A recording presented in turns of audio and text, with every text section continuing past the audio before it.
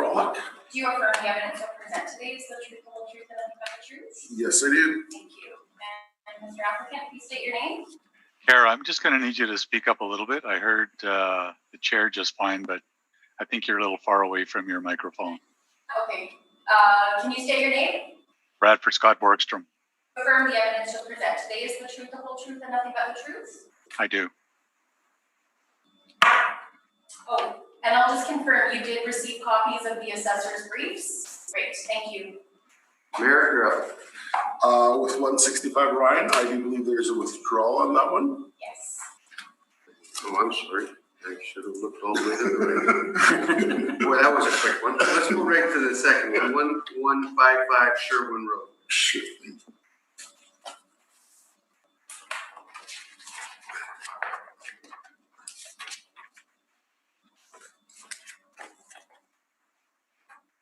File number is 195393.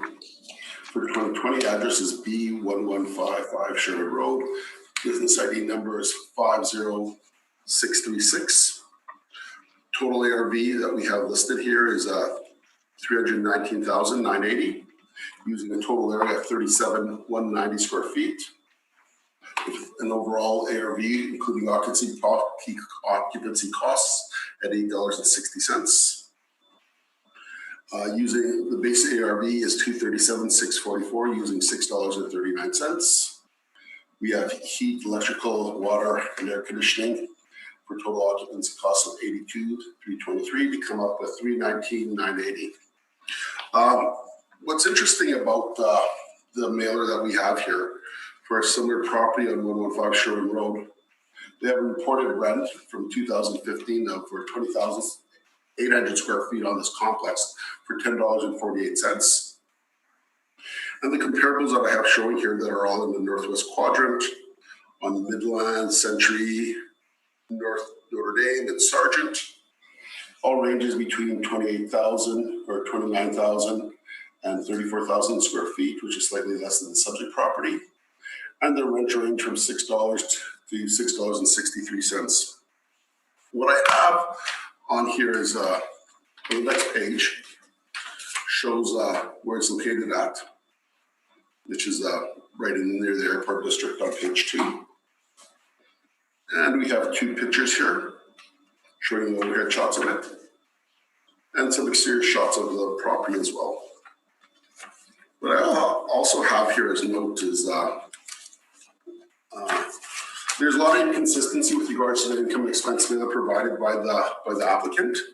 So we don't have any information. So I looked at the 2017, 2018, and 2019 roll numbers. I'm going to interrupt just for a moment, Merrick. You said applicant. The applicant here is for a business assessment. They're not the owners. Okay, the applicant for the business assessment, which is fine. Is not the owner of the real estate. And you said the applicant returned the INEs. They did not. I understand that, but I also have a job to do. And we base our information for this property based on income expense mailers received by the property owner.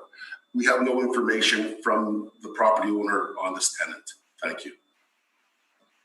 Brad, you got some questions there? I do have just a few, and most of them will carry forward to the balance of the premises on the docket this afternoon. In looking at your rental comparables, and you're showing, by my count, 4 of them, do you know when they were built or if there's a variant age on any of them? I can provide some information on that. Just bear with me.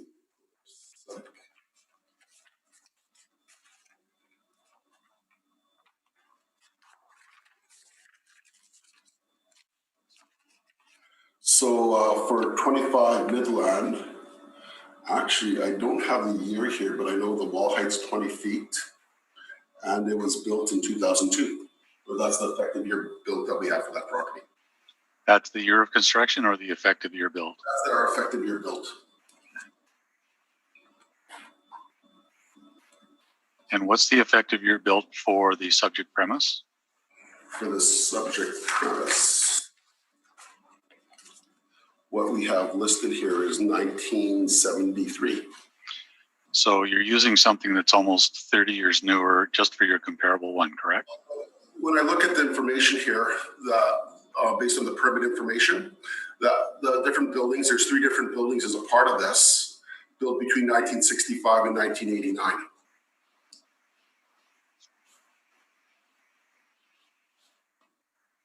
And the department has assigned for the subject premise an effective year built of 1973, correct?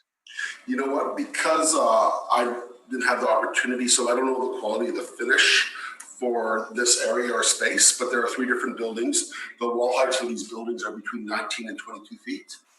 And so, you know, I can't comment on something that I haven't inspected. So if we take a look at your page 3, you show an overhead of the subject, the whole of the subject property in which the subject premise is 1 unit, right? Yes. Now you've described 3 separate buildings. Yep. As I'm looking at this picture, I can see one with what might be considered an addition. Do you know where the 3rd building is?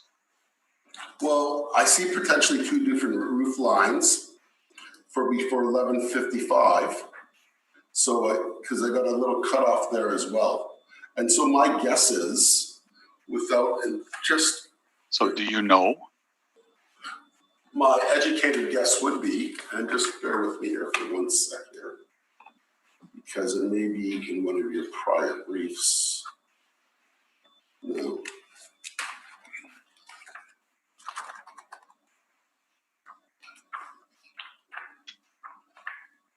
Oh yeah, it's a Stevenson brief.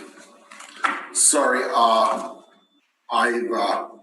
haven't inspected this property, so I'm just speculating. But based on history, I would think that the newest building would be 1151 Sherman Road, because usually when buildings are created for the first time in terms of access, they build on the front section, and then they build, if they decide to do an expansion, they'll do it on the back portion of the lot. So let me slow you down there. You said, and the question that was asked dealt with the number of buildings on the site. You said there were 3. That's what, according to what we have on file.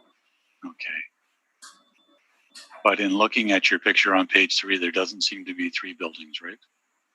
No, I'm looking at the roof lines here. So it says there must have been a building addition at some point, and that would be the reason why there is 3 different buildings here. So not separate buildings, but rather an addition. Well, there's 2 separate buildings here, and we have 3 number. This is how we've broken it down. So Okay. whenever there's a building addition, let me finish, please. Whenever there's a building addition, what we'll do is we'll include it as a new building area, even though it may be under, it may look the same. What will end up taking place is that it's under the same roof line, but there's addition to the building.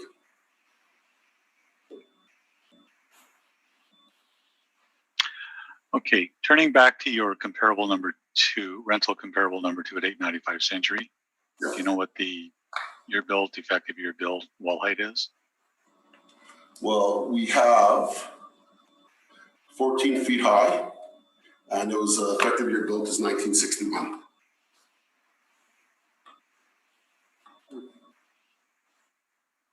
For 895 Century. 1961, 14 feet high. 2030 Notre Dame. Yep. Same questions. 22 feet high. Effective year 1973.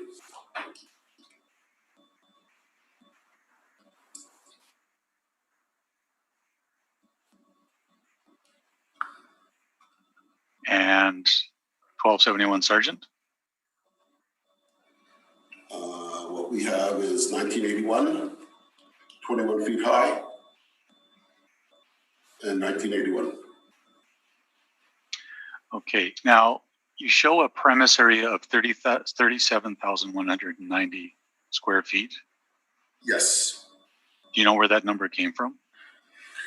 Well, that's what we have on file, and I'm anticipating when we initially did the BA for this property, that's the information they had given us.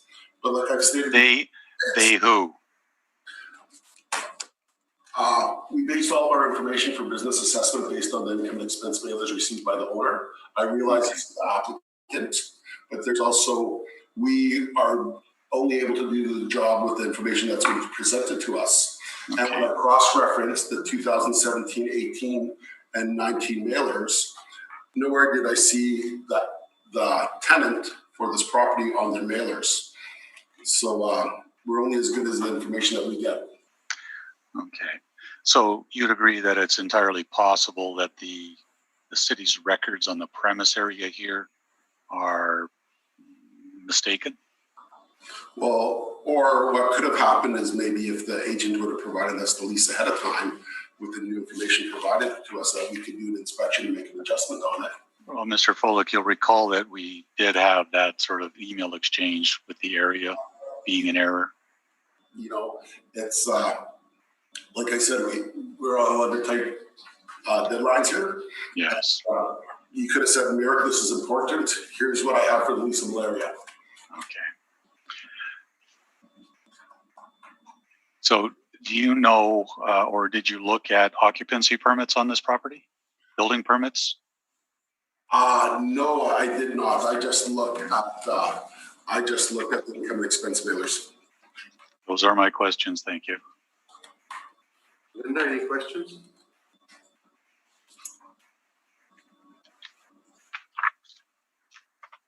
No, I don't think so. Thank you. Neil? I might have, well, I will have one later on dealing with the previous, the board realty decision, but we'll come to that. Okay. Brad, on with your presentation, please. Thank you. The first thing I'm going to do is take you to page 14 of our submission. This is a copy of the lease agreement as between the tenant and the landlord. Now, physically, we need to account for the fact that they were occupying the premise for business assessment purposes. And you'll see on page 15 that I have actually redacted the rental information since it is post-reference economic.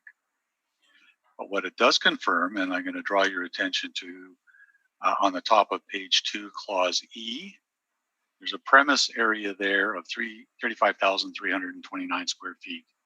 That's the leased area of this unit, effective the date of the lease. And if we turn to page 14, we will see that the effective commencement date is August 1st of 2018. And so physically they were in there as of the year of assessment, and physically they were in there with only 35,329 square feet. That's the area that we've used. So in taking a look at what the premise should properly have a rent assigned to it as, we take a look at page 5. And I've shown here a fairly large number of rental comparables. Some of them are quite large. Some of them are closer to the subject property in terms of size. Certainly the ones smaller in size, you'll see a range there from, in the mid $4 range and up. The other thing that I'm going to draw your attention to, and I will tell you right off the hop, we did not represent the owners in the 2020 realty assessment appeal. I have included an excerpt of the city's brief on page 9. And you'll see there on page 10 where they've broken it down into the premise IDs. Now, it's pretty clear for the 2020 business assessment, the department did not correct their records based on the new occupancy. The city certainly has a record of the occupancy permit. They certainly had the opportunity to verify and remeasure the space. And in fact, I raised it with Mr. Froelich well in advance of the submissions of these briefs. So we took a look at that. We took a look at the board decision, and we show that on page 12. Now, it's the board's decision, and I see here that none of the members sitting today were on this particular panel. So I tried to work it backwards, and the closest that I could come, based on my estimate, was $6 a square foot, based on the realty decision, and that's the rate that I've applied. That's consistent with the rents that we show on page 5. That's what we've applied in our analysis. We go through the calculations on the bottom of page 6, applying $6 per square foot on a net basis to 35,329 square feet. The occupancy costs below that. The rate per square foot of the occupancy costs is not disputed. And so we're looking for a reduction to 290,400 based on all of that. And with that, I am open for questions. Mayor, questions? Okay. And did you not know that, like in the decision of the workup, that they would have factored in vacancy in the realty decision for that? So I worked it backwards, including to try and come to a gross potential rent, and I came out with $6 a square foot. So, but did you, when you looked at the workup or when you did your estimate, does this building have a high history of vacancy? Vacancy wasn't accounted for, Merrick. It was, I worked backwards, and it indicated that it was based on the assessment department's adjusted net operating income. Okay. And So bear with me for one moment while I pull it up again.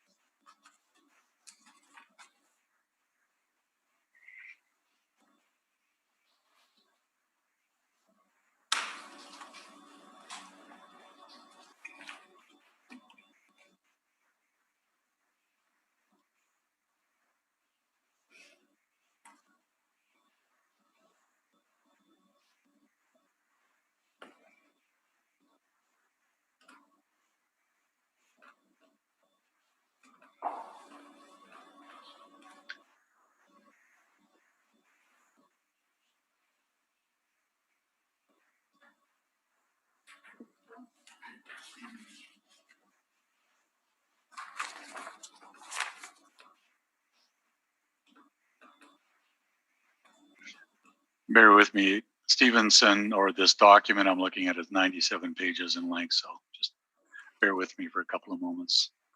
Okay, could I just? So I can tell you that in the brief that was filed on behalf of the city for the 2020 assessment appeal, the city applied a 4% vacancy rate. Okay. And as of 2017, what was the actual vacancy for the building? What I'm telling you. I understand that. You're making an assumption here that the adjustment was made only on rent. Well, while we look at the adjustment for realty and we make a realty decision, would an adjusted net income also include a change of vacancy rate? There's no evidence of that in the documents I'm looking at. But that you presented, or that was in the Stevenson brief? That's in the city's brief. Okay, well, but I'm asking though, but we go to a hearing, we have the opportunity to look at information, and then we make adjustments, or an assessor may make an adjustment after hearing per se. So, right. So let me answer your question by saying that again, the city brief in respect of the 2020 realty assessment that I'm looking at used a 4% vacancy rate. Okay, but does the city change vacancy rates based on actuals that are presented at hearings? They do sometimes not, but there is nothing in the evidence that I've seen that would give any indication of that. But would you agree with me that there could have been adjustment on the board decision based on the adjusted net income, that you could adjust the rent to come up with an adjusted net income, or you could adjust the vacancy to come up with adjusted net income? Would that statement be correct? Or you could adjust the shortfall. You could adjust a number of the factors that go into the calculation of a net operating income. My calculation and my estimate is based on the city's brief that was submitted at the Board of Revision. Okay. And are you familiar with any other rents that are a part of this complex? Not within my evidence here. No, okay. So So you can't say that there would be a rent there for $6.50 that was reported on the 2017 mailer. Well, I don't see that within your evidence, and it's not within mine. Well, but based on the realty decision, I am under oath here. And with Are regard you giving evidence or asking a question, Eric?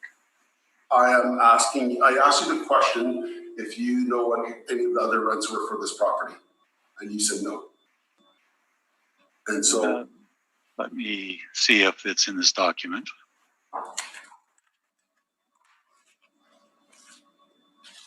oh, so did you present? Okay, I have the Stevenson document in front of me. Do you know what rent that the Stevenson group presented for their income approach to value?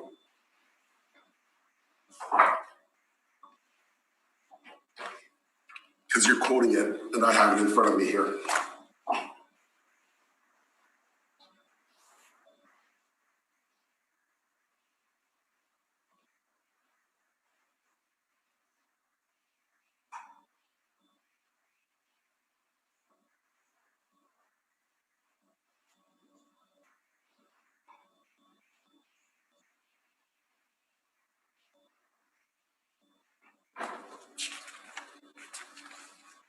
So UPS was in there between May of 15 and August of 17, occupying a little north of 20,000 square feet.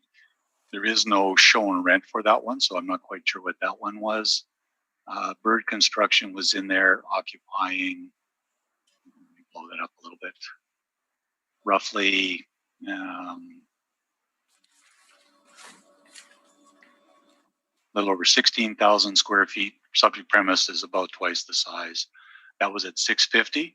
So looking at that, certainly $6 seems in line. So I'll ask you this question once again. You have the Stevenson brief in front of you? I didn't do the research for the Stevenson brief. Okay. I'm happy to have you tell the board what was in there, Well, but again, it's not within either of our evidence. well, you talked about the Stevenson brief, so I was wondering where you're quoting this information from, because I have it in front of myself right here for the board to look at. Eric, what I was referring to was the city brief referring to a 4% vacancy rate. I also had heard that you had talked about the Stevenson brief. Okay, so I don't want to make this a long afternoon. The Stevenson brief that I have for review is stating that their valuation was $6.50 a square foot. The valuation that we're using here today is $6.39. I have no other questions. Thank you. Okay, sorry. Okay, no problem, Brad. You were asking me. No, you know what? Okay, because Brad's presenting information. I can't even remember right now. You were asking me questions. You know what? I think, We're going to go on to the next questions, if that's okay. yeah, I'm good. Liam? Okay. What adjustments did the assessment department make in their net operating income? You know, when looking at the information at hand and looking at the actual performance of the building, when we worked at our adjusted net income, we adjusted the vacancy. Vacancy. We adjusted the vacancy. And you maintained the $6.39 rent? Yeah, it seemed reasonable for the area based on my comparables. What vacancy rate did you use? I had started it, but I didn't finish it just due to time constraints. It was not in my colleague's brief here, but I do believe he ended up changing the vacancy to 7%. 7%? Yeah. 5%. Yeah, so our model, so what we have for 2020, our model rent, and then this is based on sizes here, right? So initially on the recommendation that he had made was $6.58 for the entire complex. And he used the 7% vacancy. Do you have any questions for Brad? Okay, that was a raise. And no questions for Brad. No. Linda, do you have any questions for Brad? I don't have any questions for Brad. Thank you. Brad, I have just one question. Is this for the muni board or was it? Oh, I'm sorry, I didn't. Did this go to the muni board? I don't know. Yeah, again, it's not our appeal. I don't know if it's appealed further. Okay. I was actually just trying to work backwards from Murick's indication that it was a 7% vacancy rate, but I don't want to take up too much of the board's time waiting while I run through these calculations. I have it here for a review if you want to use the numbers that we had here. So we use 62,064 square feet. But the leasable area on the brief shows 64,871. On the workup here, yeah, so we made it. I'm looking at the city brief, Murick. It says 64,871. Yes, and I'm looking at the workup here that took place in our adjusted area was 62,064. Just bear with me here for 1 second. Brad, what's the discrepancy in our square footage? Well, 64,861 and whatever number you had. Sorry, 64,871. So 28, is it 2807? Does that seem reasonable? 2807. Let me just do the math here. What is 2807? He's got 32,151. Okay, because based on what we had initially presented and are based on a recommendation, there's a difference of 2807 square feet. Okay, so there was no recommendation in the file. There was no recommendation attached to the city's or within the city's brief submitted. So I appreciate it might have been verbal, but I don't have any reference or knowledge of that. But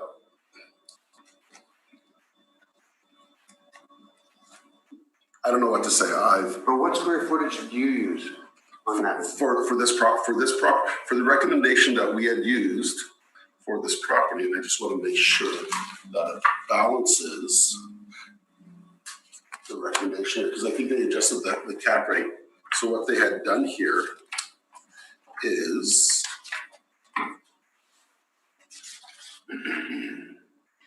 let me just do the math. They took our number and they just changed the cap rate. 335,656. So your net operating income was 391,580. Our net operating income was 335. So our net operating income was 335,656. That's what we had presented here. But not in the city's brief, right? This is what we had as an add-in, which is odd because when I look at the decision here that had taken place, none of the numbers match, but I do see a $6.58 rent here that we had presented here with a recommendation of $4,742,000, and they cut it to $4,589,000. They didn't go with the rent. Well, if we capitalize your stated net operating income at 335,656, Yep. at 7.75%, we come up with 4,331. Yeah, which is So there's a discrepancy there. There is a discrepancy there. So if they adjusted the net operating income, would they have adjusted it upward or would they have adjusted it downward? Well, We know what the cap rate is. yeah, 7%. Yep. But we don't know what square footage you used. well, exactly. Well, the square footage doesn't matter because Murick has told us that the revised net operating income is $335,656. That's what we put down on here, but we don't know what the board decided upon, right? But if you cap that at 775 per the board order, that works out to 4,331,000. But the board didn't reduce it that far. So if the department has recommended a net operating income and the board has applied a different cap rate, we don't come up to the number that's shown on the board order. No. Because our recommendation was 4.7 and they cut it to 4.5. So gentlemen, the thing is, that's one of the reasons we don't like looking at past orders, because sometimes the other board members make mistakes. So we'll deal with the evidence that you're presenting to us today. And we'll try and make reasonable. anything you want to put forward other than what you already have? Because you're sticking to your square footage of 37,190, and he's at 32,151. Well, based on the new information here, Yeah. I have no problems adjusting it because, To 32,151. yeah, because I want to be true to the process here, right? However, really as good as the information that we have, the mailers are inconsistent. And so, and there is an adjustment that the previous assessor made on that. So Yeah. I don't think what Mr. Borges is presenting is unrealistic, but in the same. So to be clear, Hold on. Let me finish. So okay, what I'm saying here is like, we have a 2,800 square foot difference. Brad, your difference is 3,200? 5,000. well, I'm at 35,329 for the subject premise. We're at 37,000. Yeah. So, So you're saying the gross floor area is 32,151. Where do you get 35 from? Is there a type? Hang on. 151. You're throwing. No. So if we look at page 6 of our information, that's 35,329. The chart on the bottom of the page, 35,329, and that's confirmed by the lease. And this is actually, I believe, a signed lease, or an excerpt of it on page 15.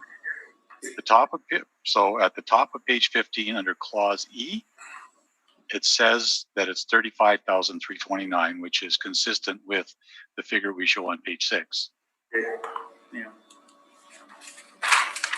So you're okay with that number, correct? with Brad's square footage? Yeah, yep. You're just saying that you still want the ARV to be at $6.39, not $6. Exactly, because the information presented on the mailers that we have is $6.50. The information presented on Mr. Stevenson's brief was $6.50. So I have no troubles making adjustment to the area, but I think our rent's fine.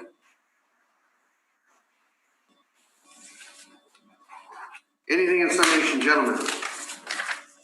You read first. No, thank you. Merrick. I got nothing. Good. Let's move on to the next one. 540 Marjorie Street. I do believe you have a record of that, right? That is correct. Read the information on the record anyway. Just bear with me for 1 second so I can We close. always bear. Just making sure. Number 3.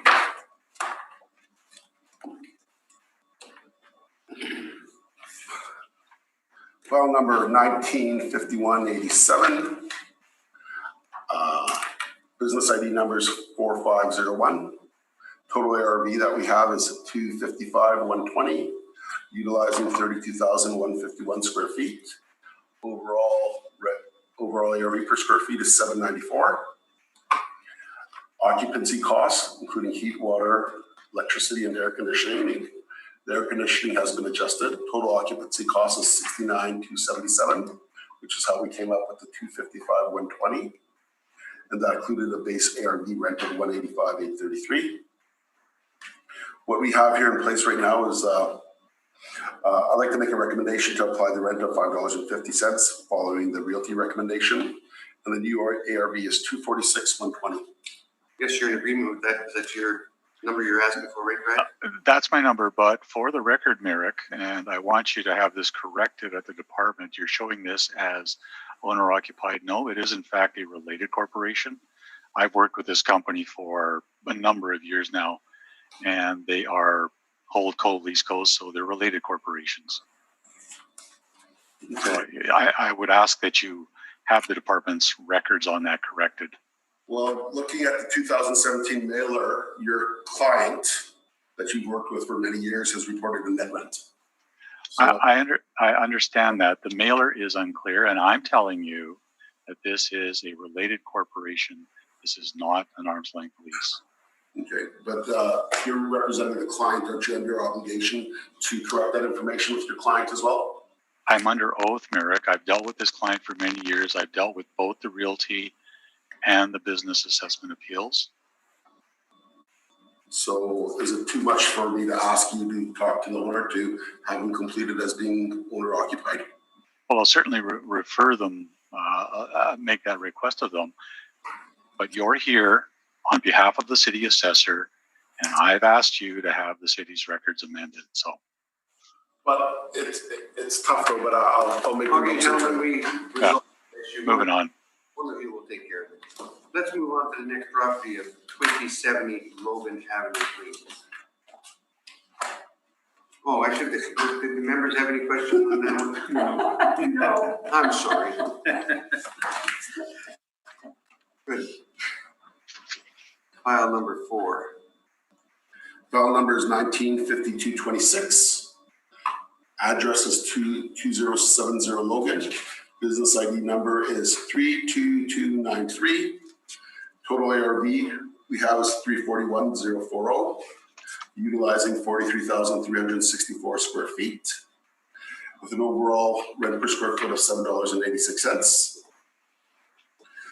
Using 43,364, we have $5.68 rent. There for heat, electricity, water, and air conditioning, the total occupancy cost is $94,746. Come up with a value of $341,040. There is a reported rent here that's from 2003 at $6.53. And we're going to be following the realty decision and use $5 per square foot. And the new ARV is $311,580. Brad, you good with that? Yeah, that's what we show in our page 6. It's just, Not on page 1 though. yeah. So and that's what I was double checking real quick. So that's a typo clearly on page 6, which is our calculation of it. So we're good with 311,580. Thank you. That will conclude that matter unless we have some questions from the members. Doesn't look like we do. Thank you very much. Also owner occupied, Merrick. Cataract Realty versus Cataract Aerospace, Old Co, Lease Co. Move on to the next one at 2058. Yeah.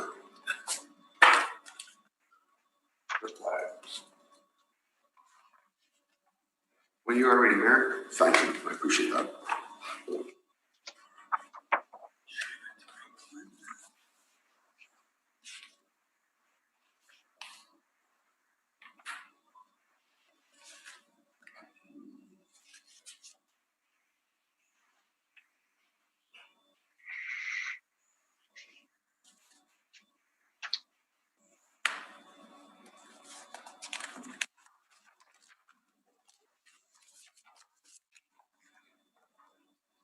File number is 195283.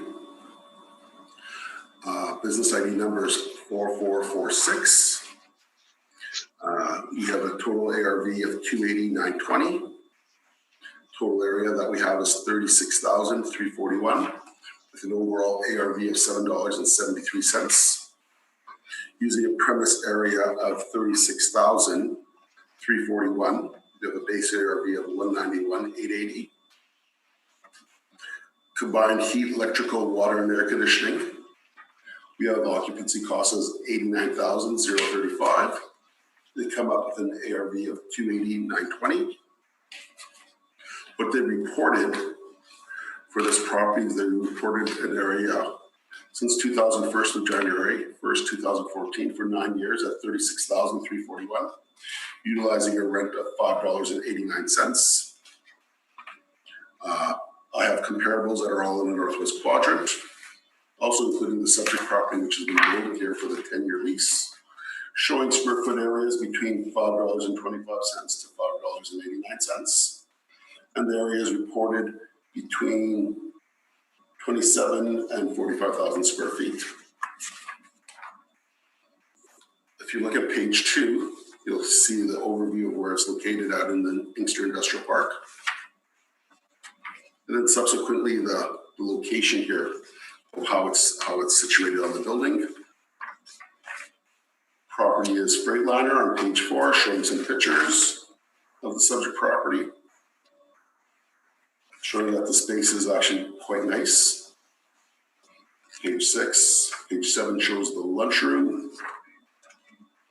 Page 8 shows just the counter space and some office space in page 9. Page 10 shows second floor storage area. Page 11 shows the actual workshop area.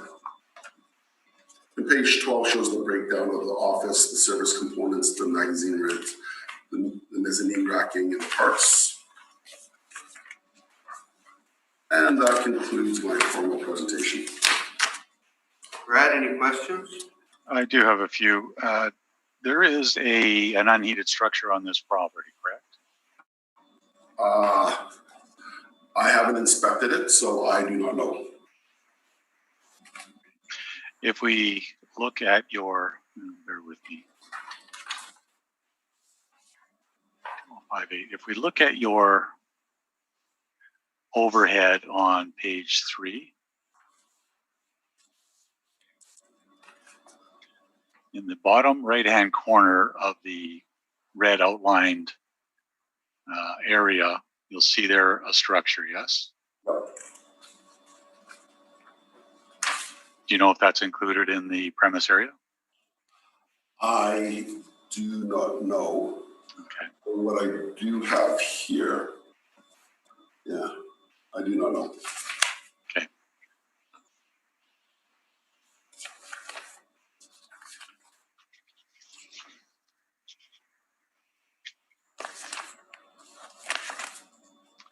Bear with me for one moment.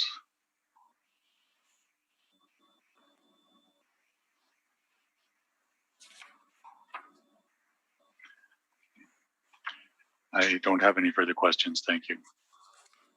Linda, any questions? So just so I understand, we're not clear on whether the 36 includes the 36 and 41 includes the unheated area? You know, we have 36,341 and the applicant has 36,341. But the applicant is saying that 900 of it is unheated. Okay, and that could be the case. Let me, I can't comment because I haven't inspected the building. Okay. Neil? No questions. Brad, on your presentation. Thank you. And so this is, again, a holdco, leaseco circumstance. It's owner occupied, not an arm's length lease. We show the calculations on page 3. The improvements were constructed in 1967, 1979. Show the details, but there's also a 900 square foot unheated garage. And as I've already pointed out, it is in the bottom right-hand corner. We show it on the bottom of page 3. The assessor also showed it in his, and then there's some land area. So we've taken a look at rents. We are showing on page 5, we're using $5 a square foot based on those rental comparables. And we've applied that to 35,441 square feet. And in considering the 900 square foot unheated garage, I show there 2 separate rental comparables of unheated space. These are on Eagle Drive. They are, in fact, the only ones that I'm aware of that are unheated arm's length rentals. And there you'll see $1.48 to $3 a square, but those are actually gross rents. So when you net them down, they're sub-zero. We're applying $1.50 to the 900 square feet, and we've accordingly adjusted the occupancy costs. You will have hydro. You will not have water, air conditioning, or heat in an unheated structure. So we go through that. Overall, the rate works out to $4.91 a square foot. That includes the 900 square feet at $1.50. And we've adjusted, as you see there, the occupancy costs for the different areas. We're looking for a reduction to $257,280. We do show the post-reference listing. This property was actually put up for sale. They were going to vacate the premises. That was their plan last year, and it turned out with the interesting times we live in, there was nothing more than tire kickers looking for a fire sale price. So they've pulled it off the market, and as far as I'm aware, they still remain in there. And so based on all of that, we're looking looking for a reduction to 257,280. Mayor, questions?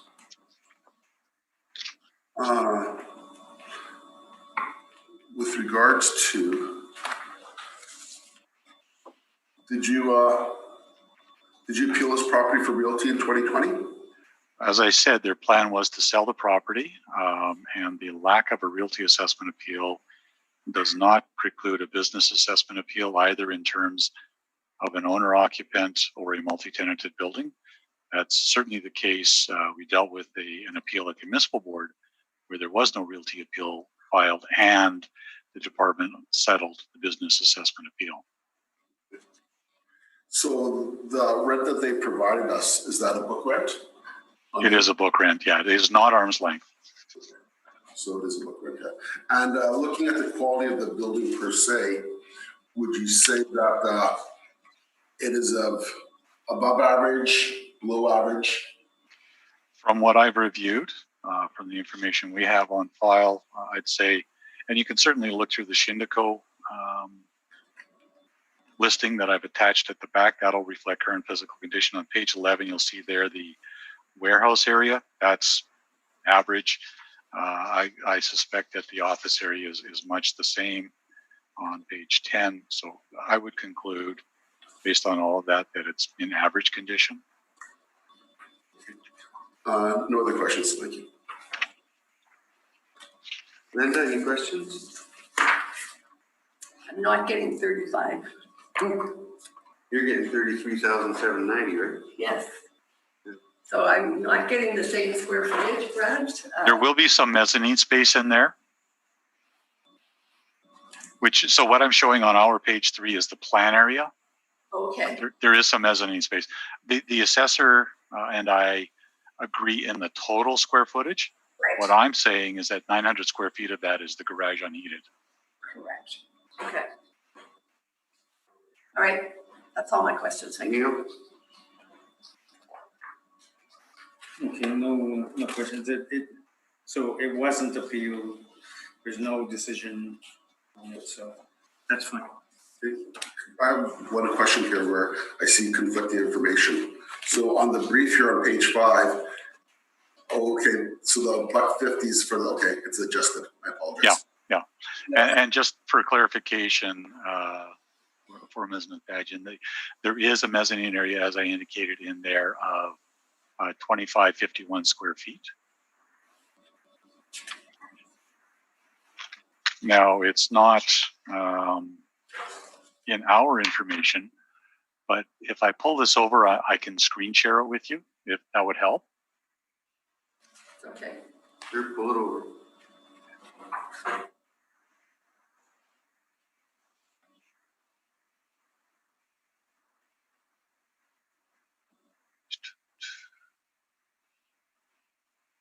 Bottom. 9.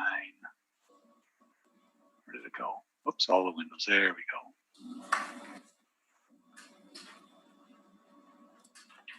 Okay, hang on, bear with me. Hold them together. There we go. That's the one I want to share. Still don't see it. I'm coming. So it's Christmas.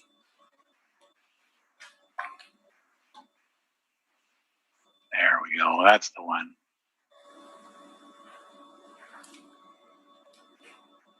So can you see it now? Yeah. Okay, so you'll see there the over here, you'll see main area, mezzanine, gross floor area. Gross floor area is a total of 35,441 square feet. So the 900 square foot discrepancy between the city's premise area, and I also just want to note that the garage is not assessed for realty purposes, but they've tacked it on to the BA. Now, I haven't excluded it. I've just said it should have an adjustment made to it. And so for business assessment purposes, 35441 plus 900 square feet, we should come out to the right number.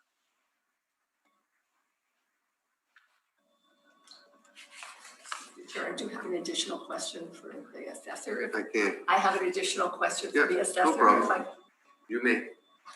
At this point, Yeah, go for it now.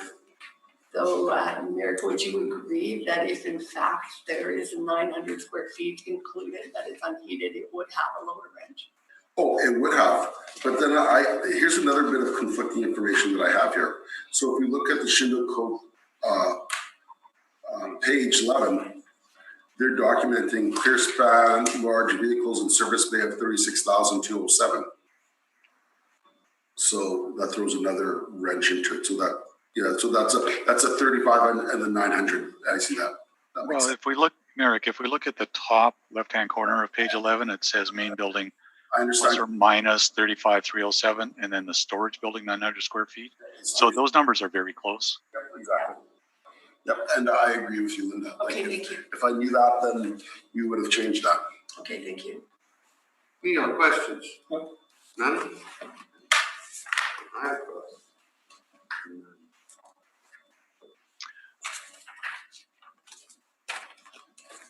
So that concludes the matter, correct? The questioning is done. Yeah. Now, you didn't make your report yet. We've just been all over your sheets. So you made your report, didn't you? You reported. Yeah, well, it's done. Let's go. I'm confusing myself enough already. You guys help me. Let's move on to the next item, number 6. It'll be 2081 Logan Avenue.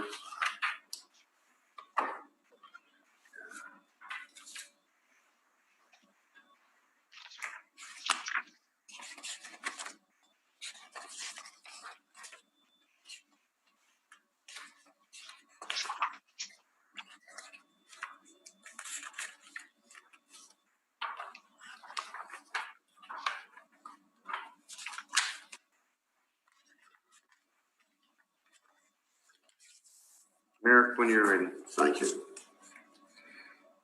So when looking at the subject property here and looking at what has taken place, and going through our documentation here, which is right here, I have a bit of a dilemma because with good intentions, with regard to this property, when I start off, this property sold for, I'll give it just a bit of history for this property from the realty side of things. 2081 Logan sold for $2,250,000 in September of 2015. It was a good sale. We cracked up all the information here. One of my colleagues came in, took it on appeal, and she made it direct from the realty side of things, which, you know, based on the information that she had at the time, she felt a rec using a model number. So essentially what it boils down to, the initial value was $2,462,000 for realty. She made a recommendation of $2,207,000 for that property, assuming it would go away, assuming that there would be no further appeal. The agent for this property took it to the municipal board. And For the record, that's not us, right? yeah, that is not Mr. Borgstrom. So this is why I'm sharing this ethical dilemma that I have here. Because usually if there's a municipal board appeal outstanding, I'm not following through with this. But I understand different agents here and circumstances on my analysis. So when we look at market rents, we look at vacancy, we look at cap rates, we look at the whole component. This was a good sale and my cap rate study backs it up. But ethically speaking, when we look at the roll number question, which I'll start off here at 2081 Logan at 4458, our initial, we have a total ARV of 231,480, utilizing 21,216 square feet, having an overall ARV of $10.91. The base ARV is 185,216. The combined occupancy costs are 46,262, and our rounded value was 231,480. The subject lease that we have in place is for $7.75, and that's the rent that Mr. Borgstrom is asking for today. Our rent that we used for our recommendation was $7.84. So based on the recommendation and the rent that we had used, it was $212,580. The actual rent that's in place, but we're model generated with regards to the model, and we use that. So we take the highs, we take the lows. The actual presented is $7.75. When we look at the information here, I show the subject property lease at $7.75. I'm showing comparable rents in the neighborhood, from $7.25 to $8.96. So I feel our overall rental rate is fair. I also have a post-reference sales listing, which is significantly higher than what the 2020 assessed value is. So I'm putting this all on the table here, and I am defending 231 for it. Actually, I'm making a recommendation, because that's what the assessor did, to 212,580. But I also understand the applicant's position. Are you okay with the 212,580, Brad? I have what's that based on? The recommendation we made at the I time. I understand that. We weren't involved in that appeal. He's offering you 212,580 right now. Is that based on $7.75 a square foot? Correct. No, 784. 784. 9 cent difference. You're killing me. I'm accountable to my bosses, and I got to be true to the process. And I'm accountable to our client, right? So Realistically, is that a hearing? We'll be seeking an increase from the realty value that was cut in 2020. well, and that's out of our control, right? So Let's not debate that side of it Yep. right now. Right now, the question, Brad, is Yeah. the recommendation. well, our submission based on 75 a square foot is 210,660, based on not only the assessor's rental comparables and ours. I think that's well supported. So it's such a small difference, but realistically, in terms of our client, I don't know why it should not be 210,660 based on 775 square foot the lease in place. You're going to try and sell us on that? You want to make the whole? I'm not going to go through our whole brief, but it just seems really clear to me. It's not model driven. We looked at rental comparables, and that's the lease in place. Let's see if there's any questions for the assessor. Linda? I have no questions for the assessor. Neil?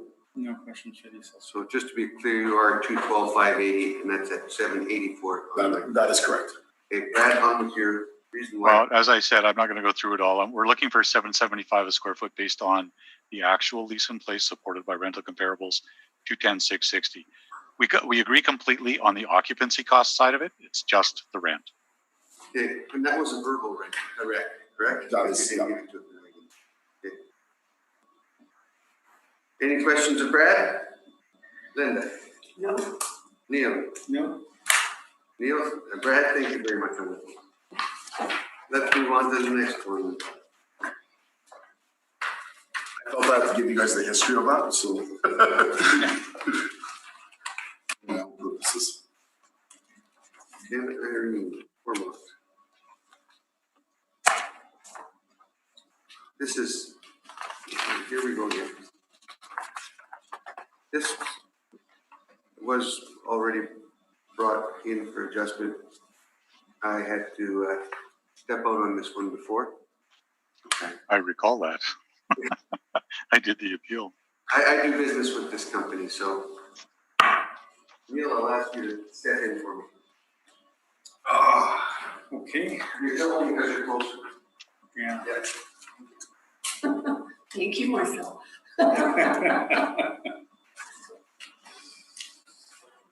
Okay. Eric, you can proceed then. 10 Irene. Sure thing. File number is 195537. Roll number is 51446. We have a total ARV of 342,420. Premise area is 36,470, and our blended rent all in is $9.39. We have two different premise areas. The first one is 29,410, using a rent of $7.95. We have an area of 29,000 for heat, electricity, and water. Air conditioning is 3,052 for total occupancy costs of 093. Come up with a value of 296,880. For the second premise we have on file is 7,060 square feet. Base RV for that is $5.19 for a total of 36,641.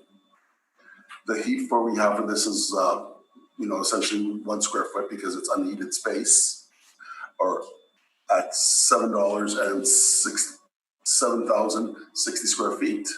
Occupancy cost is $8,897 to come up with 45,540. Utilizing the 342,420. What we have here is we have some comparables for the areas, and we're matching the realty decision to come up with a value of 285,360. On page 2, that shows the breakdown of the rents that were used for the decision for the new recommendation. And we have an overview shot of it on page 3 and 4, and just a general, some outside picture of it. And that concludes my formal presentation. Okay, questions there? I do have just a couple. So Merrick, you're in agreement that there is roughly 7,060 square feet of unheated space, right? Yeah, the rec was for 285,360. Okay, first of all, Brad, how do you feel about the rec? Well, I'm looking at the discrepancy. I based our submission off of the numbers we used at the Board of Revision, which the Board of Revision, on the realty end, I did it, which the board agreed with and applied. And I'm just trying to figure out where the discrepancy is. Just give me 1 second here. So we've got that.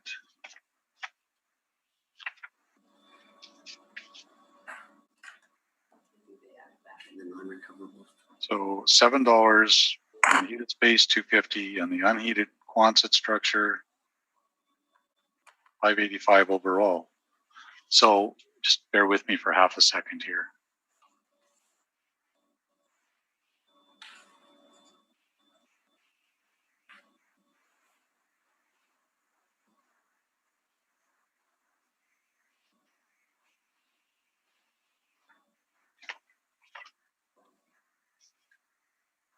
Okay, so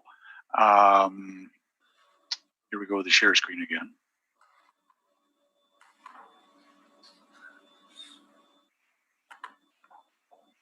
So I'm giving evidence, but I'm hoping this will shortcut things. So our page 10 from our Board of Revision brief shows the potential or gross potential rent at $213,350. Actually make that a bit bigger, Brad, because are you guys having trouble seeing it? I can. Yes. Are we good there? Yep. So, yeah, and I can jump up a couple of pages to show you how that was arrived at. But $213,350 is the rent. Brad, Hello. I think the board added back in the non-recoverable, the 5% non-recoverable. Which is fine because we're doing that to get to a net, but for a gross potential rent, $213,350 is the number. So you'll see the other adjustment down here for non-recoverable, right? But the gross potential rent, $213,350, and a couple of seconds. Am I looking at the right one? That's not the right one. Okay.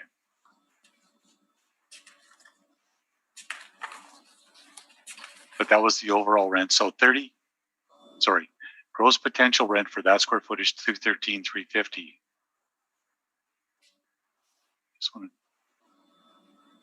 And that's, so if the board agreed with our net operating income with the adjustment to the net for the non-recoverables, we still add $213,350 for a gross potential, which is what the ARV is based on in terms of base rent. So I'm not, Merrick, and so I guess my question is, I'm not quite sure how you got to your number. But your methodology makes sense to me, Brad. So you know, what you're presenting here, the 282, 360. You just went backwards. Yeah. Okay. Okay. Brad, you've got water on 25, 9, 10? Yeah, because we exclude, so for unheated space, it can never have water because it would freeze in the winter months. And that's long established. It won't have heat and it won't have water and it won't have air conditioning, but it will have hydro. And that's why for unheated space, we show only hydro. The other space is, I think, the correct figures. But city's using 29 for 10 for the water and heat and electric. Okay, so hang on. Yeah, that's what yeah. 29 for 10. Okay, so let me do the screen share again, and I'll show you where the discrepancy is. So I'm going to go to page 3. Oops, I'm going to share that screen.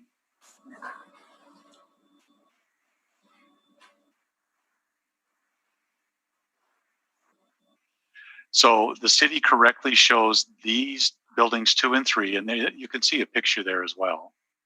Just pull that down a little bit. So you can see the buildings are numbered 1, 1A, 2, and 3.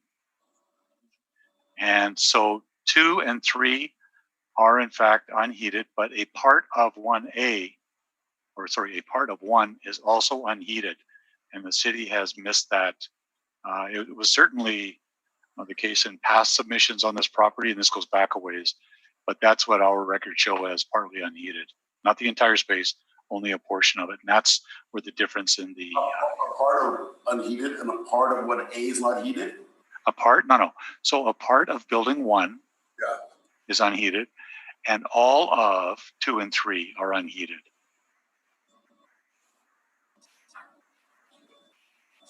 And I think, so I can take you through these.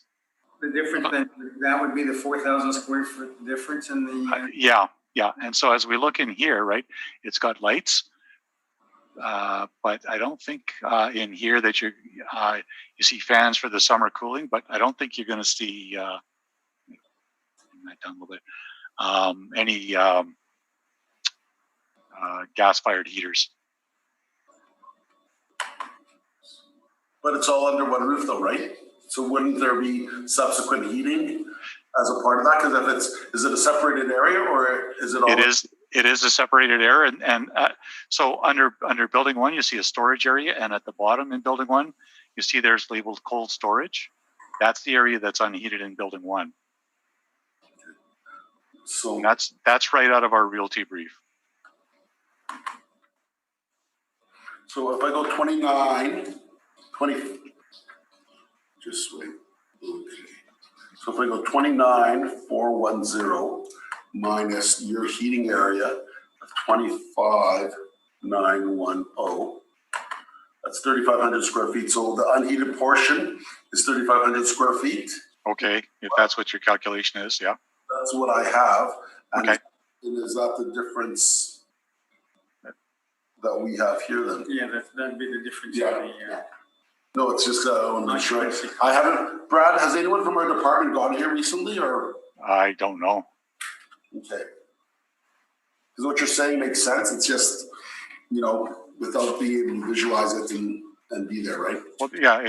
This was also exactly what was presented at the Board of Revision Realty hearing. Yeah. Excuse me. And you know what? Because the recommendation was significant. I didn't do any follow-up research with regards to comparing it because I thought the cut was enough.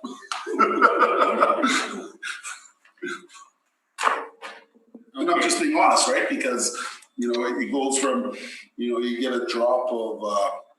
so you're going to stick with the 282, 360 based on the unheated space, and are you staying with your recommendation 20 of 285, 360?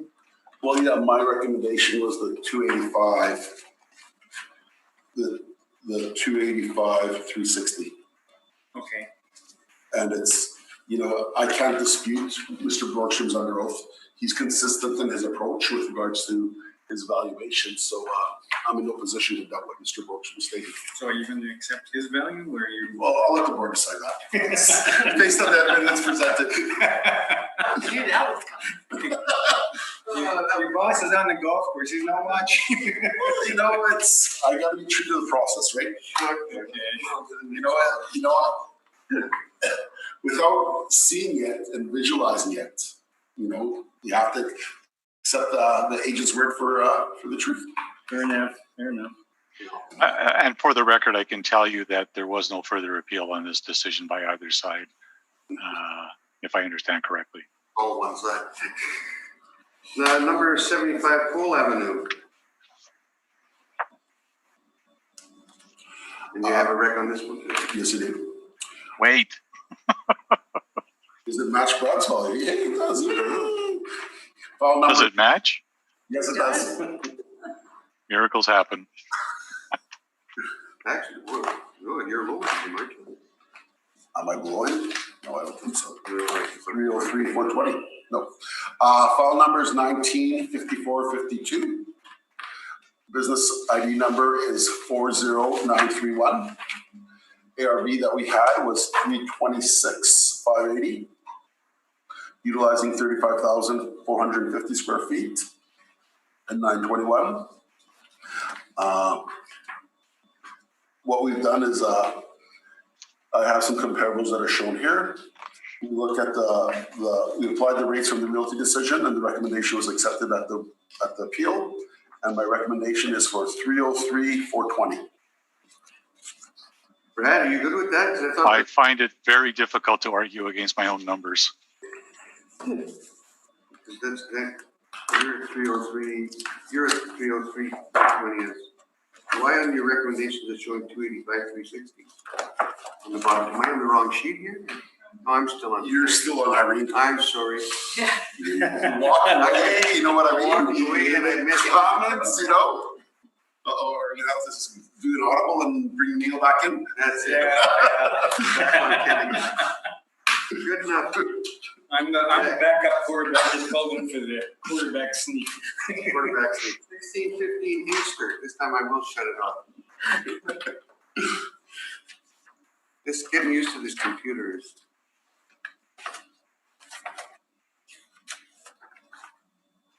Yes. Correct. When you're ready. 16-15 Easter. Yeah.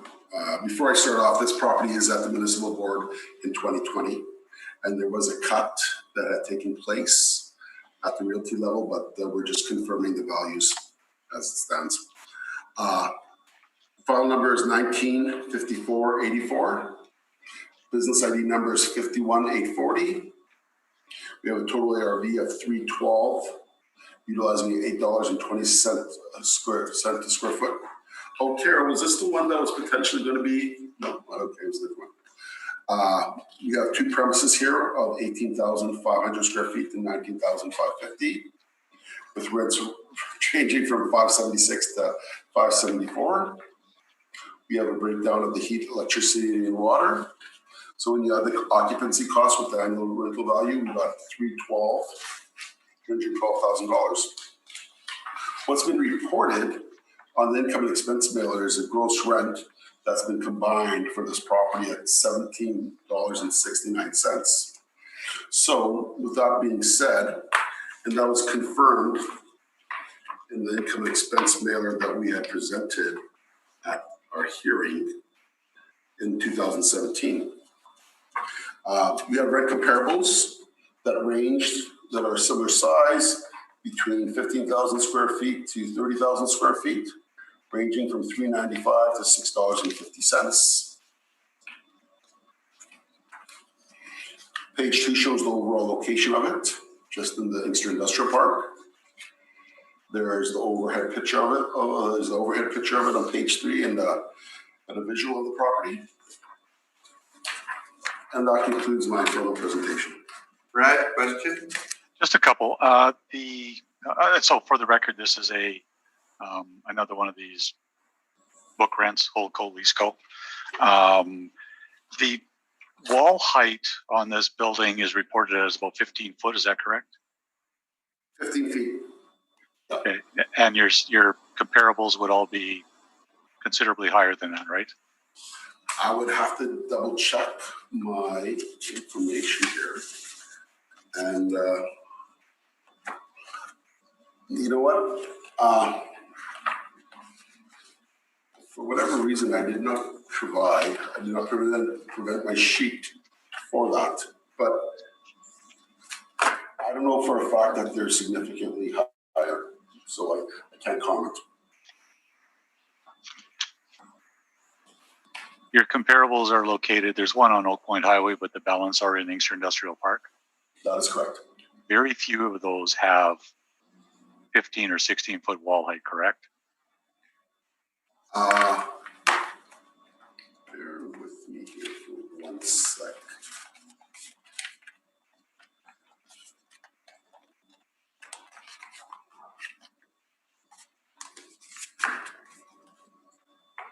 So on the comparables that we had presented at the realty hearing, Are these the same comparables? so they're slightly different, but Well, so my question was about these comparables. yep. And so I don't have that information with me right now. Okay. Would it be your view that all other things being equal, a building with a lower wall height would have less desirability and would attract a lower rent than a building with higher clear ceiling? Yeah, but in our realty presentation, we provided 7 or 8 different rents that had wall feet that range from 11 feet to 20 feet. And the rents varied from $5.75 to $6.89. And then when we look at what's been provided with regards to the owner presenting us the information from the income and expense mailers, they do state that it's a gross rent that's in place. And they do state that, let me double check here. It's a gross rent. The owner does not check off owner occupied. And there's actually, for the property here, on the mailer, there are 1, 2, 3, 4, 5, 6 different tenants there. Yeah. All the rents are gross. Yeah, and so if you do a little checking, you'll see that Nortec and Mickelson Coward are related companies. Okay, well, they did not click owner occupied. I understand that. And so we're as good as the information that were provided by the applicant.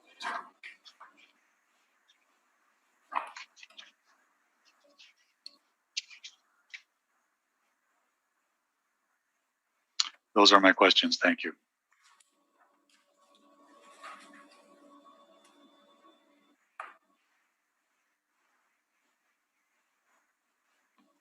Questions? Linda? So you're telling me that this is being appealed by the city of Winnipeg, correct? No, it's the tax agent. I believe the tax agent has applied, appealed this to the next level. Okay, thank you. Neil? Okay,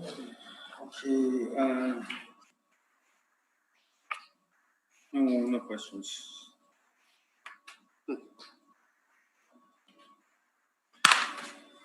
The decision was based on both the applicant and the city. Yeah, it's not helpful. Overall. I've got no questions. We'll leave it at that. Let's move on to the next. I think Brad has to pay. Well, I thought I might want to present mine. You know, Brad in his questioning almost covers off his entire worksheet. Go ahead. That's pretty much it. Yeah. So what we have here on our page 5, and the assessor is quite correct. The property as a whole is subdivided into a number of different premises. In this particular case, it's a book rent, so I've disregarded it. I've gone to the market. I got 21 rental comparables shown on page 5. You'll see there that lower wall heights, by and large, generally tend to attract a lower rent, lower desirability, of course, more difficult to lease. Based on all of that, I continue to believe that $5 a square foot is the appropriate rent. I didn't do the realty on this one. It's my colleague, I believe, Marcelo. I should take a look before I shoot my mouth off. Yeah. So Marcelo Navarro did it at the board revision. And I agree entirely with his conclusion that $5 a square foot with the low ceiling height being considered. I believe that and I've confirmed that the entire area is air conditioned. So there's no dispute with respect to occupancy costs. So we're looking for a reduction based on all of that to $283,500. And Questions? Did you look at any of the other leases in place on this property? well, and so I can tell you that a number of them are related companies. Okay. So Mickelson, Coward, and Nortec, I've already told you, are related companies. And the other ones, I can't speak to with certainty. I believe it's also the case, but I can't say that of a fact. So, yeah, because some of the other rents are significantly higher than. Well, yeah. So I mean, when you take a look at, for example, unit, and I'm looking at. Sorry, let's do this again. My bad. When you take a look at the income and expense questionnaire, and you see their second last entry at Nortec, 10,500 square feet at a penny. Well, that's not an indication that it's an appropriate rent, right? Yeah, but so they're related corporations. But they could be combined though, right? So what we would have done is we would have taken the 28,000. I don't know about combining whatever. These are the units that are listed, and the city's done what they've done with the premises. This is the area that we're talking about on this one. So if it was a larger premise in total, combining them all, you'd end up with a lower rate per square foot, right? So based on size. So for this particular case, $5 a square foot is an appropriate number. Okay. You couldn't find any higher rents in different areas because I see your comparables on page 5 include. So, in fairness, I did not do the brief for the realty for this one. My approach, and I believe that Marcelo does it exactly the same way, I tend to bracket a size and I tend to bracket an age, and the location would be a third consideration. But when you're looking at all of them overall, and when you're looking at the rents that are shown here, you've got 102,000, number 18, number 17, 102,000 square feet on Inkster Boulevard, 1970, $3.12 a square foot. You go one right below it, you're at 32,320. It's at 645. So they're kind of all over the place. But you'll also see that those are much higher wall heights. So when you consider the size of the premise, the limitations of the wall height, certainly the limitations of the rentage you'd be able to generate from that space, $5 looks like the right number to me. But when you're looking at rents that are closer to like if you're, you're essentially looking at 3 times the size. And if you're looking at these larger spaces here, that's going to bring right. And as I said, when you look at the one right below it at number 18 at 645 a square foot, but it's also got a 22-foot wall height. That's 7 more feet. That's a huge difference in terms of what you can generate in terms of the market. I'm just looking at on other information that we have here, right? Yeah. So, and like Marek, I hope you know this. When I'm looking for rents, I don't look for low ones. I don't look for high ones. I look for what does the market tell me. That's the evaluation that we do when we're making recommendations to the clients to appeal or not, because we certainly don't appeal all the ones we look at. But we come in there with an independent, hopefully unbiased opinion, right? We look at the market and what does the market tell us? Yeah, well, I have no other questions. Linda? I have no further questions. Neil? Okay, so just to confirm then, $5 was the rent used for the realty decision. I just want to look and make sure. We don't know what was used for the decision. No. Yeah, I don't know what was used for the decision. Let me just pull this up here and I can tell you for sure what we used at the. Well, because the decision wasn't clear cut when Brad's. No, not the decision, but what I'm looking at here is what Altus used at the board revision. And I was waiting for it to open, so half a second. I was in the office this morning meeting with an assessor about some case management properties, and I forgot how fast our connection is downtown versus working remotely. It's amazing.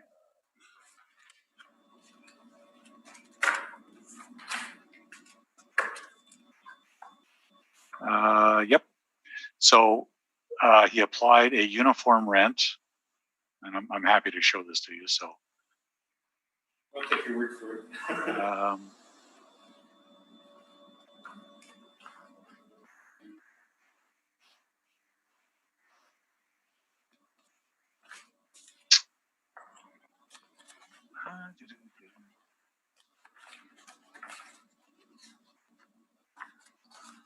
Oh, good grief. Okay, hang on. There we go. So the same rental comparables. The department used 578, and for 61,000 was the total building area, and so we just used $5 a square foot across the board for all of the different areas. 61,875 rentable total. Okay, thank you. No more questions. What was the year of this building? You might have mentioned it, but I might have missed it. That it was built? Yeah. It says here 1973. 1973. And the height on this one was what? 15 foot. 15 foot. Yeah, I can pull that up for you if you'd like, but that's. That's good. And I can confirm that as well.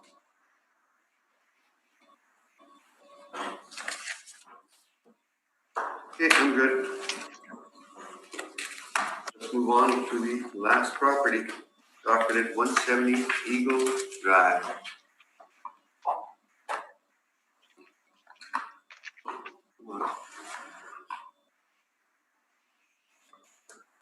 When you are ready, Mayor. So this one, 1725 was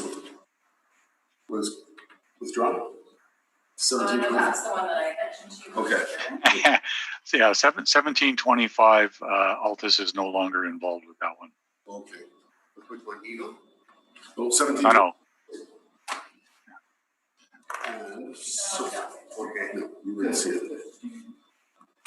Mayor, it's not in the document, I don't want to talk about it, okay? It was on my documentation.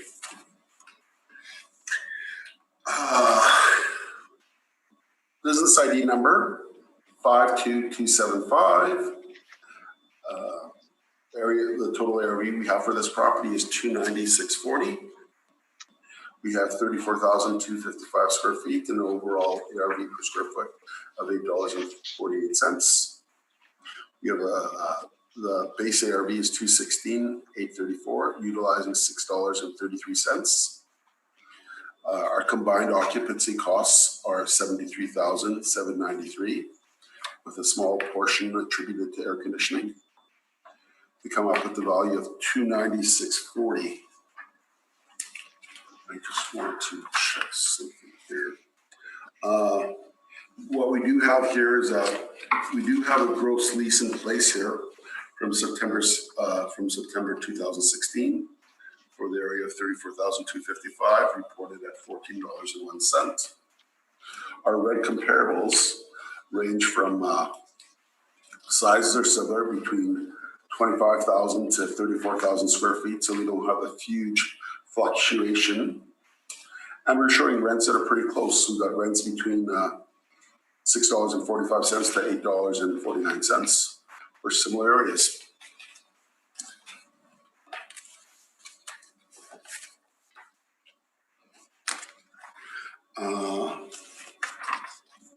Page 2 shows where it's located at in the Inkster Industrial Park. Page 3 shows some overhead pictures. And that concludes my my final presentation. The realty history for this is quite unique, and the property is on appeal for 2020 and 2018. And that's all I have. Thank you. Questions? Brad?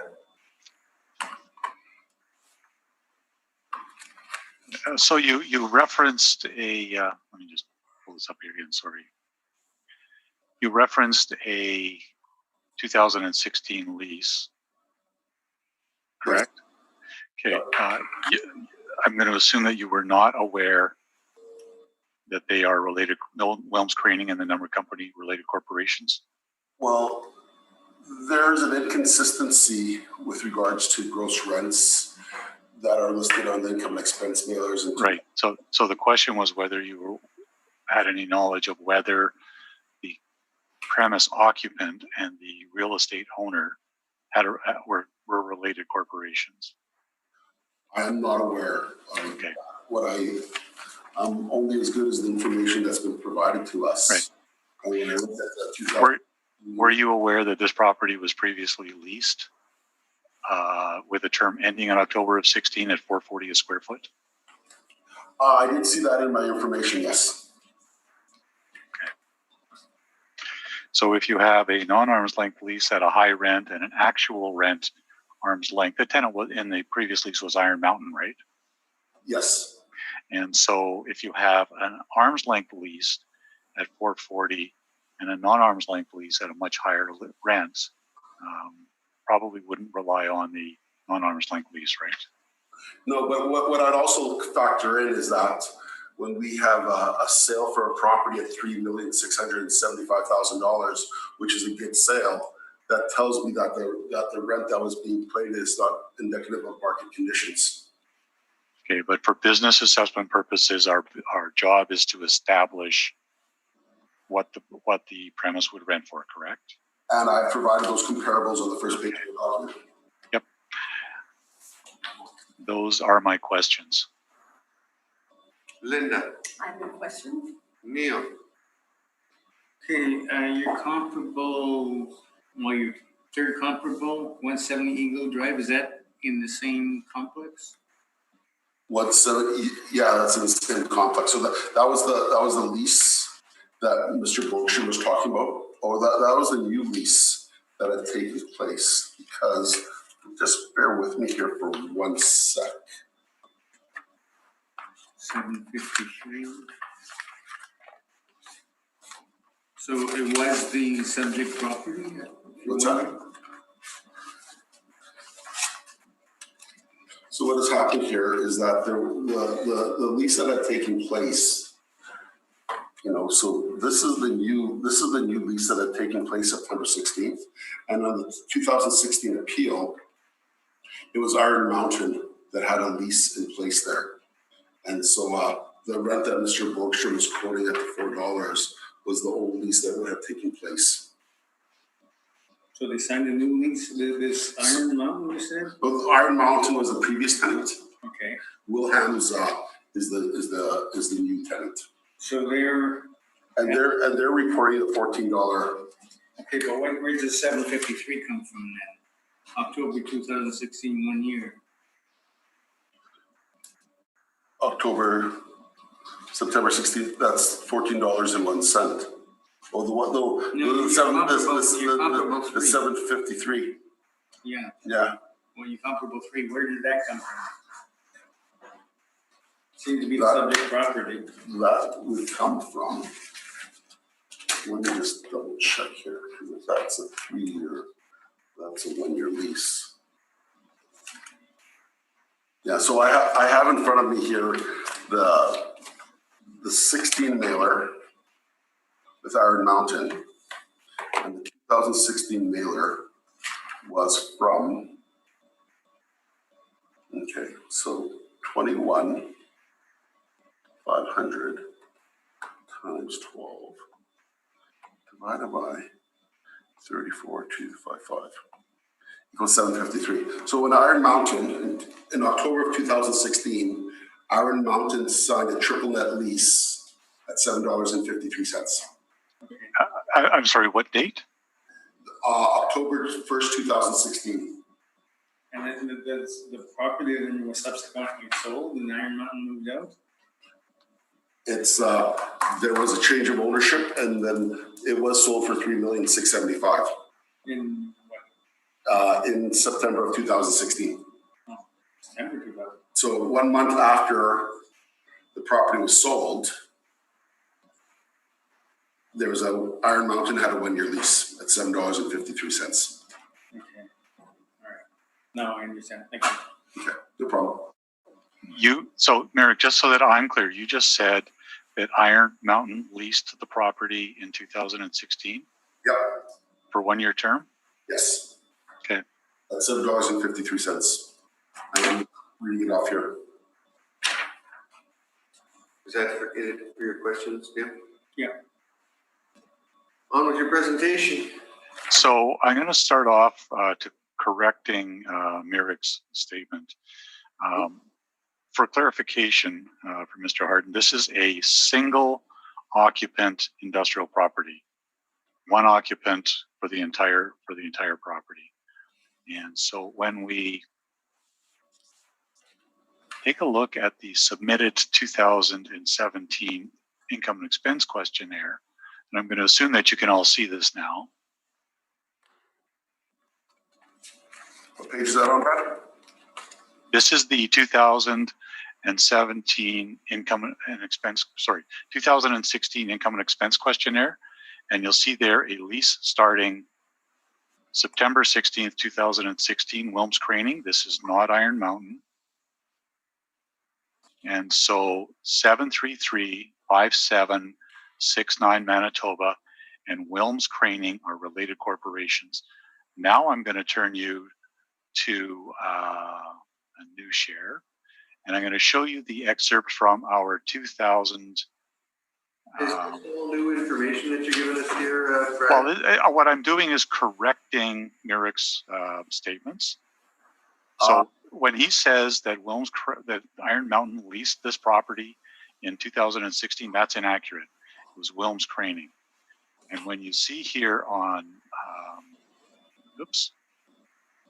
on this page, my mouse, this is our submission for the 2020 realty assessment. And you'll see here under the income approach. So is that? Okay, oops, why is that going down there? Is that? Is in the brief. Is that? No, and so what I'm doing is I'm showing you that this property was certainly, the assessment department was previously told, certainly in December of 2019, they would have been made aware in a previous appeal as well. This lease is not arm's length. Okay? And so as you look at this, We're talking about Mr. 1 second. Yeah, thank you. We're so not hang on. issue right now. We're talking about Iron Mountain in 2016. Right, and I show that in our evidence, but I also showed it in our realty brief, where you can see that Iron Mountain, their lease ended October 15th, 2016. They didn't occupy it after that, and so I'm correcting Merrick's error in fact. Okay, and then below that, as you look just above the rental comparables, the subject property was owner occupied as of the reference date. Okay, so the lease in place in 2016, Wilms Craning, is a related corporation, not an arm's length lease. It's a book rent. I verified this with the owners. I've personally inspected the property, and we'll get into that as I go through our submission. Okay. Well, we have a conflict, so. It's not a conflict, Merrick. I showed you the 2016 lease information showing Wilms Craning. This is on the INE submitted to the city, and I just showed it to you. Well, so then why do I have a brief that's dated, September 30th, 2016, showing a rent here from Iron Mountain for $7.53? Well, I can't speak to what you're looking at there, but what I'm looking at here is the INE that was submitted to the city and posted by the city on its website. On So in 2017, which is the reference here, we clearly state that it's Wilms Craning Limited. And so is the book rent in place here? And so when you look at the screen that I'm showing you now, you'll see there under the tenant name, Wilms Craning. It's not Iron Mountain, it's Wilms Craning. This is not an arm's length relationship. It's a book rent. But what I'm presenting here is a net lease that was in place in 2016, which is indicative of market conditions. The lease that was in place, okay, then I'll pull that one up as well.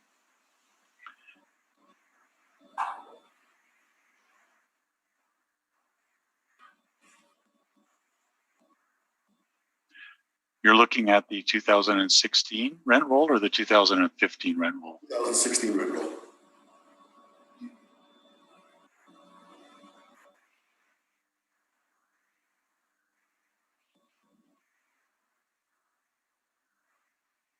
So that was for their year end. So let me share this one. Brad, you should probably expand it because. Yeah, I'm working on it. Okay. Some of our old tired eyes. Well, Okay. So I just want to make sure that we're clear. So here you see Iron Mountain, and they show the lease there. But this, if you look at the date of this was for the year ending 9/30/16. So I think whoever submitted this was in error. But when you look at the year ended 9/30/16, it's pretty clear from looking at the following year's rent roll that Wilms Craning was in there. This lease information very clearly at the top indicates that it's for the year ended. It may be mislabeled by the department, I don't know, but it's very clear here that 9/30/16 is the year ended that they're referring to for the Iron Mountain lease. I take offense to that comment because we base the information on the mailers that we get here. And if you do the math based on what you're doing, Brad, do you want to go through the exercise of doing the math for us of what the monthly rent would be times 12 divided by the area?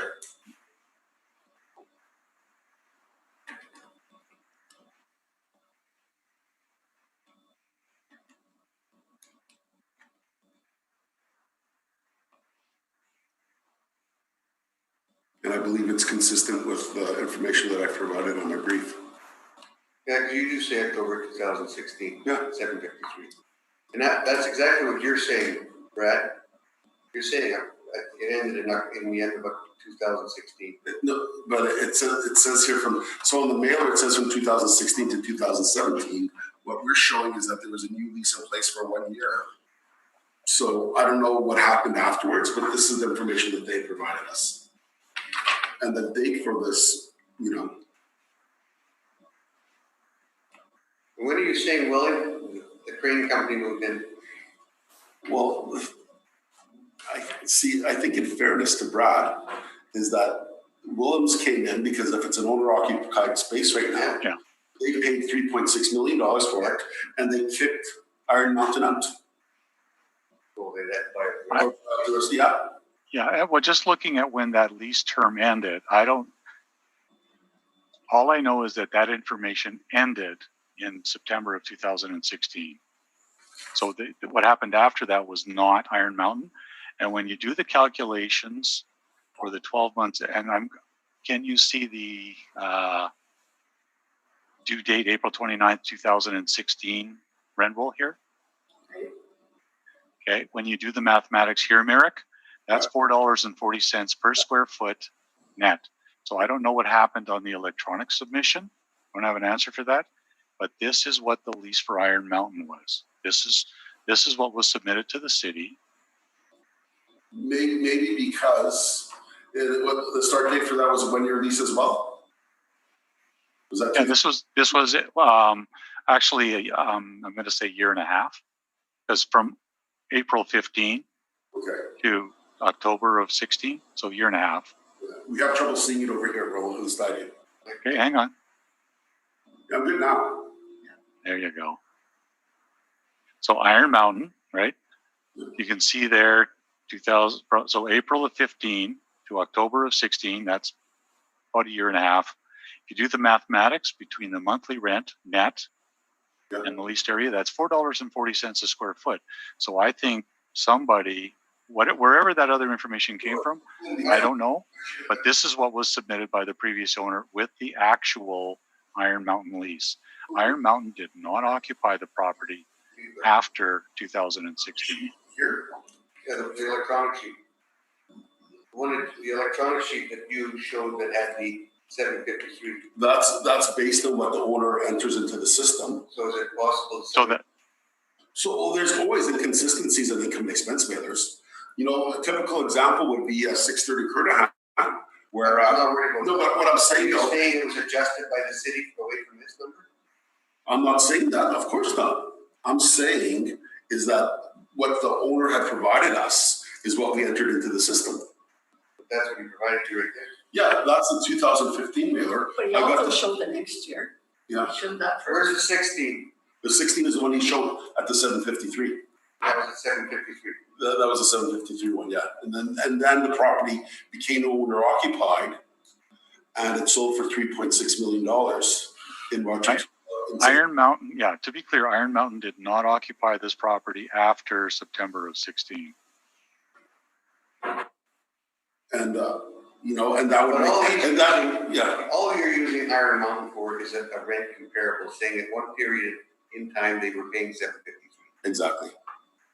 Brad That's says not- they never did. And no, they did it. The next one in 16, your 16 shows a 753, correct? Well, but I don't know that that's not, I don't know who entered it. It's not 2016. It showed for the year ended September of 16. And if it's 440 a square foot net, that they might well have been showing a gross rent there. I don't know.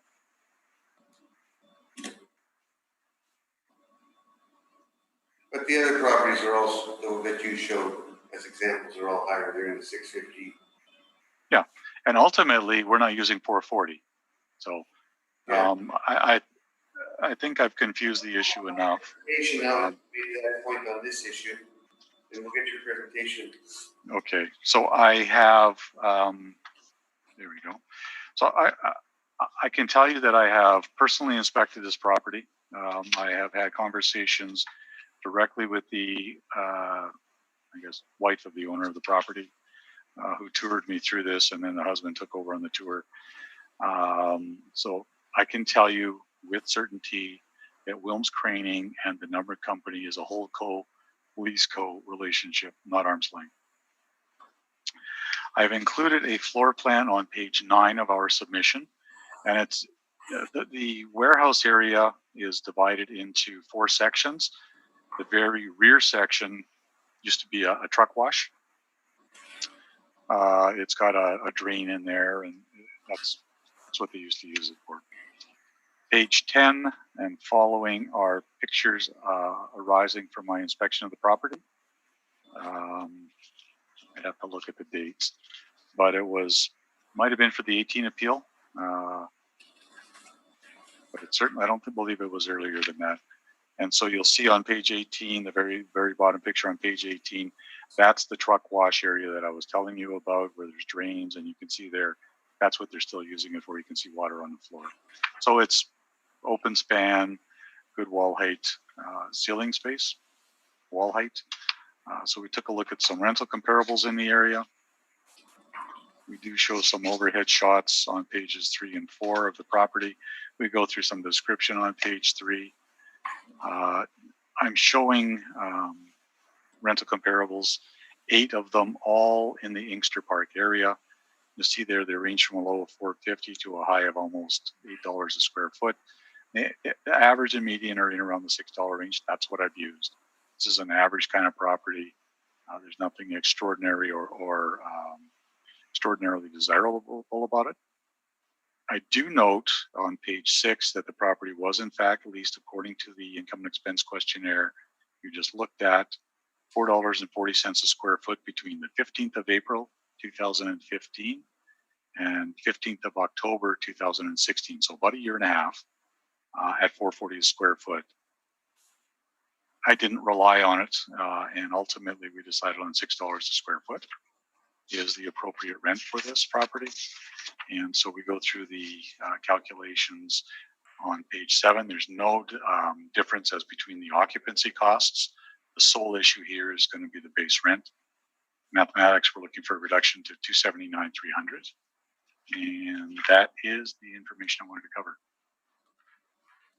Question, Mayor.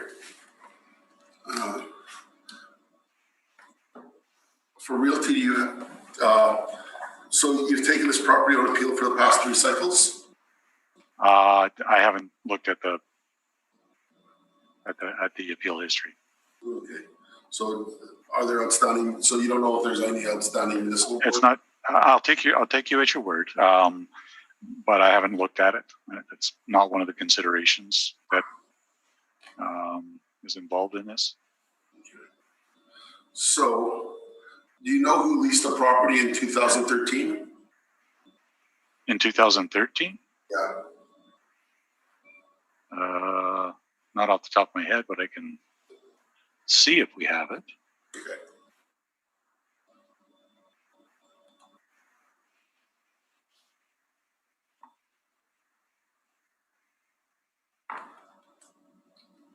No, we don't have the INEs going back that far.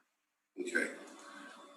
There was a resolution to the appeal on the 14 Okay. realty, but I don't have the income and expense questionnaires from them. Because there was no change of ownership, yet it was owner occupied in 2013. So that's why I'm questioning it or wondering. Well, again, the information that I'm showing shows it was leased to Iron Mountain from April of 2015 to October of 2016. Okay. I don't know what happened in 2013. Okay. But and then with regards to the lease in place, and that was with Iron Mountain for $7.53. So well, I don't know whether that's gross, Merrick, but it's very clear to me that the lease rate on a net basis in the handwritten version that we showed, and it's detailed in our brief here, is at $4.40 on a net basis. okay. But that $4.40 is significantly lower than the $6.33 that we're using. It is, yeah. But I've not relied on the 440, Merrick. I'm using $6 a square foot. Yeah. But you're implying, that's It's one of the pieces of evidence that I have considered, but my opinion is $6 a square foot is appropriate for this building. no other questions. Linda. I have no further questions. Neil. No questions. And I've got no questions. Thank you very much. And I guess we'll be signing off till next time with you, perhaps. Okay, so I just a quick note to Kara. Thank you for sending those over, the briefs in the form they did. Made it real easy to look at. Thank you.